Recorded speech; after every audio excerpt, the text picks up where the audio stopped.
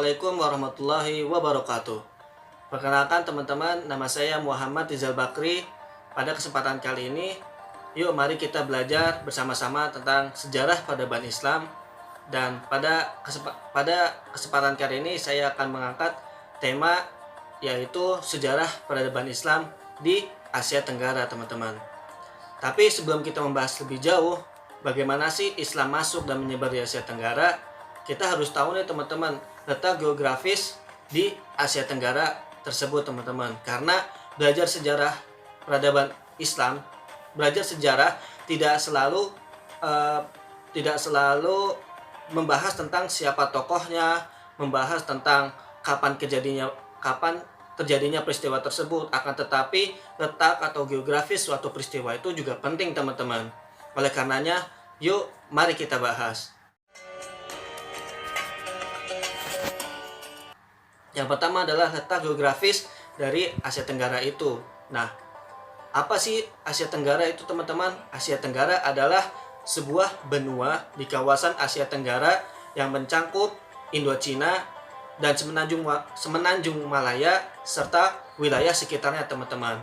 Nah, apabila kita menghadap ke barat, maka Asia Tenggara ini berhadapan dengan anak benua dari India. Dan apabila kita menghadap ke timur dari Asia Tenggara, maka berhadapan dengan Samudra Pasifik, teman-teman.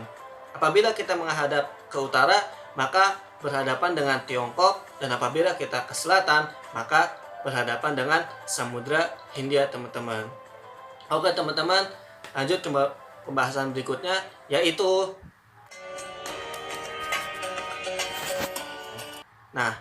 di Asia Tenggara ini juga mempunyai namanya organisasi atau perkumpulan, teman-teman, yang dimana perkumpulan itu bernama ASEAN. Apa itu ASEAN? ASEAN adalah Association of Southeast Asian Nations, yang dalam bahasa Indonesianya itu adalah perkumpulan negara-negara yang berada di wilayah Asia Tenggara, teman-teman. Nah, ASEAN ini juga memiliki tujuan yang jelas loh, teman-teman. Yang beberapa tujuannya itu ya tentu saja untuk kepentingan negara anggotanya, seperti meningkatkan perekonomian negara anggotanya, memajukan kehidupan sosial dan juga pendidikan yang berada di negara-negara anggotanya, kemudian mempelajari atau mengulik lebih dalam tentang budaya yang berada di negara-negara anggotanya, serta menciptakan keamanan dan stabilitas wilayah regional bagi negara anggotanya, teman-teman. Nah, teman-teman, ada wilayah, kemudian ada organisasi atau perkumpulannya, punya tujuan yang jelas. Namun, ada berapa sih negara anggotanya? Nah, menurut CNN Indonesia, tanggal 21 Februari tahun 2021, bahwa ada 10 negara anggota yang berada di wilayah Asia Tenggara, teman-teman. Seperti ada negara Singapura, ada Malaysia, ada Thailand, ada Laos, ada Vietnam, ada Filipina, kemudian ada Myanmar, ada Kamboja, ada Brunei, dan terakhir ada negara kita sendiri yaitu Indonesia. Nah, teman-teman, tadi kita sudah membahas Asia Tenggara secara umum nih.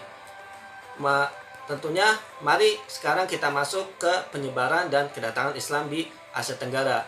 Oleh karenanya stay tune terus ya, teman-teman. Pembahasan yang pertama yaitu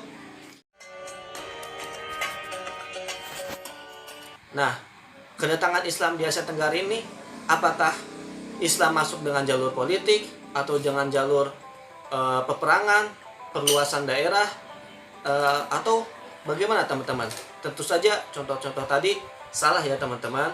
Justru Islam masuk ke wilayah Asia Tenggara itu melalui jalur perdamaian, teman-teman, yang dimana ini mencangkup seperti pernikahan, perdagangan, kemudian dakwah seperti mengajar agama Islam di masjid ataupun di surau, dan juga mengajarkan pendidikan di sekolahan atau madrasah, teman-teman.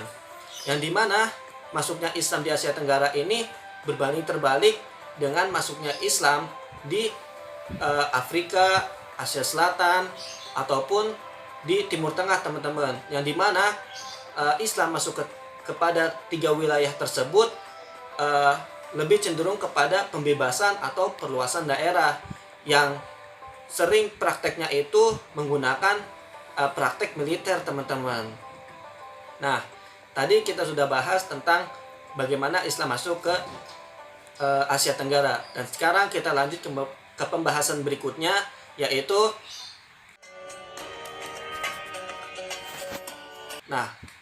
bagaimana sih Islam menyebar di Asia Tenggara. Nah teman-teman, dalam beberapa literatur disebutkan ada yang namanya Islamisasi. Islamisasi ini apa? Islamisasi ini adalah suatu proses yang panjang, bahkan bisa berlangsung selama berabad-abad, atau bahkan sampai sekarang, yang dimana bertujuan untuk mengajak orang-orang untuk masuk Islam dan juga memperkenalkan agama Islam kepada orang-orang teman-teman. Serta Islamisasi ini juga berguna atau bertujuan untuk memurnikan ajaran agama Islam itu sendiri dari segala peribadahan yang tidak sesuai dengan apa-apa yang diajarkan oleh agama Islam sendiri teman-teman. Nah, Islamisasi ini juga masuk ke dalam ranah kehidupan umat manusia teman-teman, seperti ranah politik, ranah ekonomi, hukum, sosial, budaya, dan lain sebagainya. Nah, kemudian untuk pembahasan ketiga, yaitu teman-teman, kok bisa sih Islam itu menyebar cepat sekali di Asia Tenggara teman-teman? Nah, tentu saja tidak lain dan tidak bukan, ini adalah berkat dari ulama-ulama kita atau ulama sufi kita yang dahulu menyebarkan dan mengajarkan agama Islam ini dengan cara cinta kasih, kemudian toleransi, dan mengajarkannya tentu saja dengan cara yang menarik teman-teman, yang dimana mereka tidak memaksakan orang-orang ketika itu untuk memeluk agama Islam, akan tetapi mereka justru menciptakan akulturasi, yaitu menggabungkan dua budaya, yang pertama dari budaya lokal daerah tersebut dengan budaya Islam teman-teman. Nah, di Islam juga mengajarkan toleransi yang tinggi dan mengajarkan kesetaraan kehidupan umat manusia, yang dimana ini berbanding terbalik dengan ajaran agama Hindu yang ketika itu mendominasi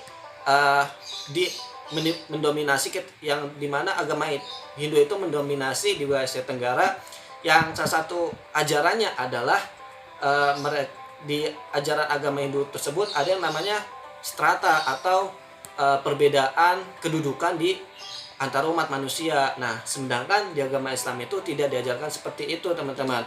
Oleh karenanya banyak nih orang-orang yang ketika itu tertarik dan ingin mempelajari agama Islam lebih dalam. Nah, pembahasan selanjutnya yaitu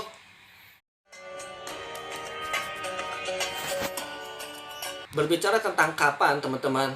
Banyak nih perbedaan-perbedaan dari para sejarawan yang mengatakan bahwa ada nih yang mengatakan Islam masuk pada abad ke-7 Masehi, abad ke-7. Ada yang mengatakan juga pada abad ke-9 dan ke-10. Oleh karenanya, yuk mari kita telaah satu persatu dari pendapat-pendapat tersebut. Yang pertama, ada sejarawan yang bernama Arnold yang mengatakan bahwa Islam masuk ke Asia Tenggara itu pada abad ke-7 teman-teman. Ya, tentu saja pendapat ini didasari oleh sumber-sumber Cina, yang dimana di sana tertulis bahwa menjelang akhir perempatan ketiga abad ke-7, seorang pedagang Arab menjadi pemimpin sebuah pemukiman Arab di pesisir pantai Sumatera, yang dimana sebagian orang-orang Arab tersebut mereka akhirnya menikah dengan wanita penduduk lokal, dan dari pernikahan itu beberapa dari mereka menciptakan sebuah komunitas yang bertujuan untuk menyebarkan agama Islam di daerah tersebut teman-teman. Nah, ada lagi nih pendapat kedua dari sejarawan yang bernama Van Leur yang mengatakan bahwa kolonial Arab Muslim sudah ada di barat laut Sumatera, yaitu di daerah Barus, yang dimana daerah Barus ini terkenal dengan penghasil kapur barusnya pada tahun 674 Masehi teman-teman. Nah, pendapatnya ini tentu saja didasari pada cerita perjalanan para pengembara yang sampai ke wilayah Asia Tenggara ketika itu. Ada lagi nih teman-teman, pendapat ketiga yaitu dari catatan Cina yang menyebutkan bahwa di masa dinasti Tang, tepatnya pada abad ke-9 dan ke-10, orang-orang Tasih sudah ada di Kanton atau Kanfu dan Sumatera. Nah, siapa sih orang-orang Tasih ini? Orang-orang Tasih ini adalah orang-orang Muslim yang berasal dari Arab dan juga Persia, teman-teman. Nah, ketika mereka masuk ke Asia Tenggara dan menyebarkan Islam di sana, mereka membuat jalur perdagangan internasional nih, membuat perdagangan internasional antara Asia Barat dan Asia Timur, yang dimana Asia Barat ini ketika itu dikuasai oleh pemerintahan Bani Umayyah dan Asia Timur dikuasai oleh kerajaan Cina di bawah pimpinan dinasti Tang, dan di Asia Tenggaranya ini dikuasai oleh kerajaan Sriwijaya, teman-teman. Nah, pembahasan berikutnya yaitu teman-teman, karena kita sudah tahu bersama bahwa agama Islam masuk ke wilayah Asia Tenggara ini dengan damai, maka karakter yang tercipta dari orang-orang Muslim yang tinggal di Asia Tenggara itu mempunyai sifat yang lemah lembut, kemudian cinta kasih, toleransi yang tinggi, dan juga akomodatif nih teman-teman. Nah, akomodatif apa sih itu? Akomodatif adalah gampang menyesuaikan dengan zaman. Contohnya adalah kita ambil contoh dari umat Muslim yang berada di Indonesia, teman-teman, yang dimana ketika Indonesia sudah merdeka, awal-awal pengajaran agama Islam ketika itu masih menggunakan cara-cara yang tradisional, seperti masih memakai kitab-kitab kuno, kitab-kitab kuno atau yang biasa kita sebut dengan kitab kuning. Kemudian masih pakai pensil, penerangannya pun masih pakai obor, dan belum ada ilmu-ilmu tentang sains Islam dan lain sebagainya. Akan tetapi seiring berkembangnya zaman, seiring berjalannya waktu, maka kurikulum pendidikannya itu disesuaikan juga, teman-teman. Bahkan kita bisa mempelajari agama Islam ini, mengetahui lebih dalam lewat internet pun, lewat jaringan elektronik pun kita sekarang bisa mengaksesnya. Bahkan ketika kita ingin belajar, kita tidak memerlukan obor lagi, bahkan sudah diganti dengan lampu. Atau di beberapa instansi sekarang mereka juga menyediakan laboratorium atau tempat penelitian yang dimana bisa digunakan oleh para muridnya, para siswanya untuk belajar mengenai agama Islam ini dari sisi sains, teman-teman. Nah, teman-teman, tadi kita sudah membahas bagaimana sejarah peradaban Islam di wilayah Asia Tenggara secara umum. Nah, sekarang yuk mari kita mengulik sedikit sejarah peradaban Islam di beberapa negara yang berada di Asia Tenggara. Oleh karenanya, yuk mari kita bahas.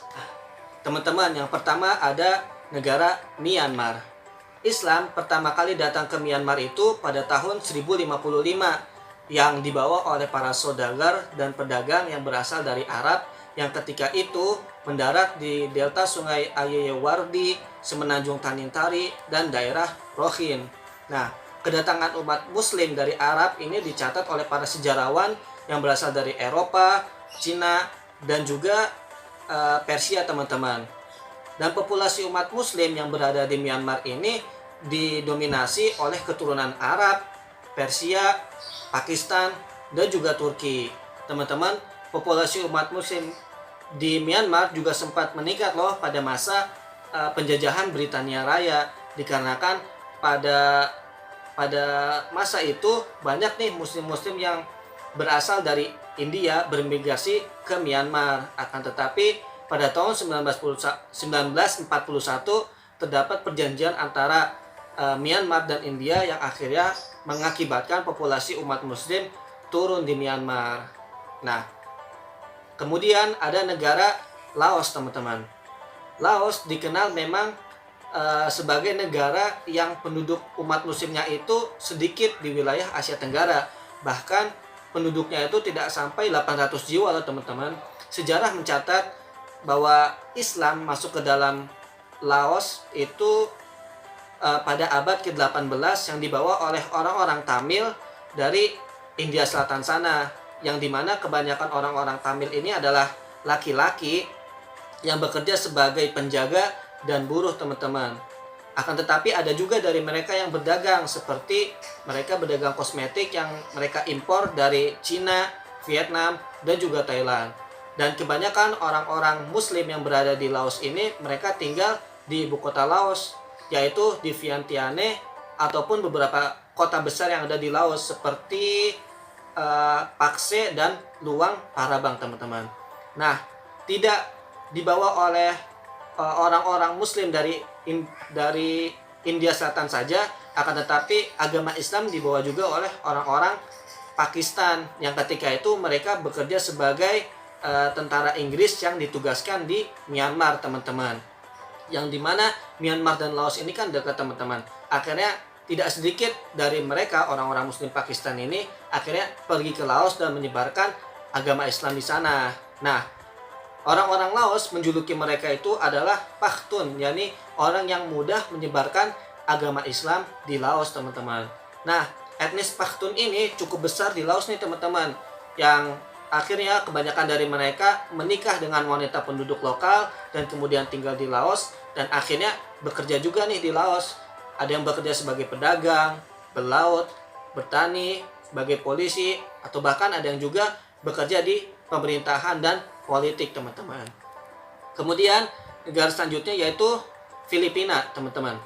Nah, pada tahun 1380, Syekh Karim Al-Makhdum ini seorang mubalik dari Arab datang ke Kepulauan Sulu dan Jolo yang berada di Filipina untuk menyebar. Dan ketika Syekh Karim Al-Makhdum ini datang, sang mubalik menyebarkan agama Islam di sana. Nah, selang 10 tahun ada nih beberapa orang-orang yang menerima dakwah Islam di sana, seperti putra Minangkabau Raja Baginda dan para pengikutnya, yang dimana pada tahun 1390 putra Minangkabau Raja Baginda dan para pengikutnya menyebarkan agama Islam juga kepada para masyarakatnya, teman-teman. Nah, pada abad ke-14 Syekh Karim Al-Makhdum ini membangun masjid pertama nih yang berada di Filipina. Nah, setelah itu mulai banyak nih wilayah-wilayah Islam yang dibangun di sana, seperti Kesultanan Maguindanao dan Kesultanan Sulu yang berada di Filipina Selatan, teman-teman. Nah, setelah Perang Dunia II, Islam justru meningkat di sana, teman-teman. Populasi umat muslim meningkat di sana karena banyak nih komunitas-komunitas muslim yang akhirnya membangun masjid baru dan membangun sekolah-sekolah baru untuk mengajarkan agama Islam kepada masyarakat Filipina. Dan juga ketika itu banyak juga nih masyarakat muslim yang berangkat haji dari negara Filipina, teman-teman. Nah, selanjutnya ada negara Vietnam. Nah, teman-teman, menurut catatan sejarah, Islam masuk ke dalam negara Vietnam itu pada masa dinasti Song, yang dimana ketika itu ada yang bernama suku Cham yang menetap di sana, yang telah lama atau sebagian besar dari mereka mengenal Islam dan juga membiasakan hidup dengan nilai-nilai Islam, teman-teman. Nah, dan itu terjadi di akhir abad ke-10 sampai awal abad ke-11. Nah, setelah itu banyak nih dari suku Cham yang sedikit demi sedikit mulai mengenal dan memeluk agama Islam, dikarenakan banyak dari mereka yang melakukan hubungan dengan Kesultanan Malaka pada saat runtuhnya kerajaan Champa. Akan tetapi agama Islam ini tidak mendominasi di suku Cham tersebut, teman-teman, sampai pertengahan abad ke-17. Nah, pada abad ke-19 banyak Muslim yang berasal dari suku Cham itu beremigrasi dari Kamboja dan menetap di Delta Mekong yang berlokasi di barat daya di negara Vietnam tersebut, teman-teman. Nah, kemudian ada negara Kamboja. Sebenarnya awal masuknya Islam di Kamboja dan Vietnam ini sama, teman-teman, karena pada dasarnya suku Cham ini berasal dari Kamboja yang beremigrasi ke negara Vietnam, yang dimana kita tahu suku Cham ini mulai mengenal dan membiasakan hidup dengan nilai-nilai Islam itu pada abad ke-10 sampai abad ke-11. Akan tetapi banyak suku Cham yang memeluk agama Islam ini di abad ke-16 hingga abad ke-17. Nah, suku Cham yang berada di Kamboja ini memegang peranan penting dalam penyebaran agama Islam di Kamboja, teman-teman. Mereka juga mempunyai hubungan erat yang berasal dari turun-temurun dengan Raja Kamboja, dan mereka juga bergabung dengan entitas Muslim Melayu yang telah di Kamboja pada abad ke-13. Kemudian ada negara Brunei Darussalam. Kita tahu bahwa Brunei Darussalam adalah salah satu negara yang mayoritas penduduknya itu Muslim. Bahkan menurut data statistik ada 370.000 warganya yang memeluk agama Islam, atau dalam persenan ada 67% nih warganya yang memeluk Islam, 10%-nya Buddha, 10%-nya Kristen, dan 10%-nya adalah orang-orang yang menganut kepercayaan lain. Namun teman-teman tahu nggak nih kapan Islam masuk ke negara Brunei Darussalam? Menurut catatan sejarah, ada yang mengatakan Islam masuk ke Brunei Darussalam itu pada tahun 977 Masehi yang dibawa oleh pedagang Cina, yang namun ketika itu memang belum banyak yang memeluk agama Islam, teman-teman. Nah, di sisi lain ada juga yang mengatakan bahwa Islam masuk ke Brunei Darussalam itu pada abad ke-13 bersamaan dengan masuknya seorang raja ke dalam agama Islam yang bernama Awang Alak Betatar. Dan pada tahun 1368 Masehi, raja tersebut mengubah namanya menjadi Muhammad Shah. Seperti itu, teman-teman. Nah, teman-teman, selanjutnya ada negara Malaysia. Kita tahu bersama bahwa Malaysia adalah salah satu negara yang berada di Asia Tenggara yang mempunyai populasi Muslim terbanyak. Bahkan di tahun 2013 tercatat 19,5 juta atau 61,3% dari penduduknya itu beragama Muslim, teman-teman. Nah, Islam pertama kali masuk atau diperkenalkan di negara Malaysia ini dibawa oleh para pedagang yang berasal dari Arab, Tiongkok, dan India, yang dimana peristiwa itu terjadi pada abad ke-15, teman-teman. Nah, berbagai hari raya Muslim pun dideklarasikan sebagai hari raya nasional, seperti Isra Miraj dan juga Maulid, di samping hari raya Natal, hari raya Tahun Baru Imlek, dan lain sebagainya. Kemudian ada juga nih, kemudian selanjutnya adalah negara Thailand. Islam di negara Thailand mempunyai cerita tersendiri yang bisa dibilang tragis dan juga berliku, teman-teman. Islam masuk di Thailand itu pada abad ke-12 dan menapakkan kakinya pertama kali di kerajaan Patani, dan kemudian menjadi mayoritas Muslim di wilayah tersebut, teman-teman.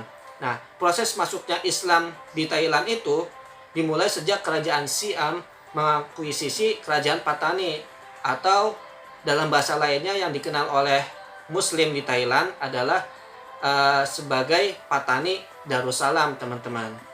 Yang terakhir ada negara Indonesia. Nah, menurut Ahmad Mansur Suryanegara, Islam datang ke Indonesia ini menurut Ahmad Mansur Suryanegara ada 3 teori besar yang mengindikasikan Islam masuk ke Nusantara atau Indonesia, teman-teman. Yang pertama ada teori Gujarat, yang dimana Islam dipercaya masuk ke Indonesia dibawa oleh para pedagang yang berasal dari Gujarat, India pada abad ke-13. Yang kedua ada teori Makkah, yang dimana Islam dibawa oleh orang-orang Arab yang berasal dari Timur Tengah, yang kemudian masuk ke wilayah Nusantara atau Indonesia pada abad ke-7, teman-teman. Dan terakhir, atau yang ketiga, ada teori Persia, yang dimana Islam dibawa oleh orang-orang Muslim dari Persia, dan dalam perjalanannya orang-orang Muslim tersebut mampir dulu ke Gujarat sebelum mereka masuk ke Nusantara atau Indonesia, dan itu terjadi pada abad ke-13. Nah, oke teman-teman, akhirnya kita selesai belajar tentang sejarah peradaban Islam di Asia Tenggara, dan tadi juga kita sudah mengulik sedikit bagaimana Islam masuk dan berkembang di negara-negara yang berada di Asia Tenggara. Semoga video ini dapat memberikan wawasan baru bagi teman-teman, dan khususnya saya pribadi. Saya juga mohon maaf apabila dalam penyampaian video ini ada kata-kata yang salah atau kurang berkenan. Untuk teman-teman semua, feel free untuk komen, dan kemudian ketemu lagi dengan saya di video selanjutnya. Wassalamualaikum warahmatullahi wabarakatuh. Bye bye.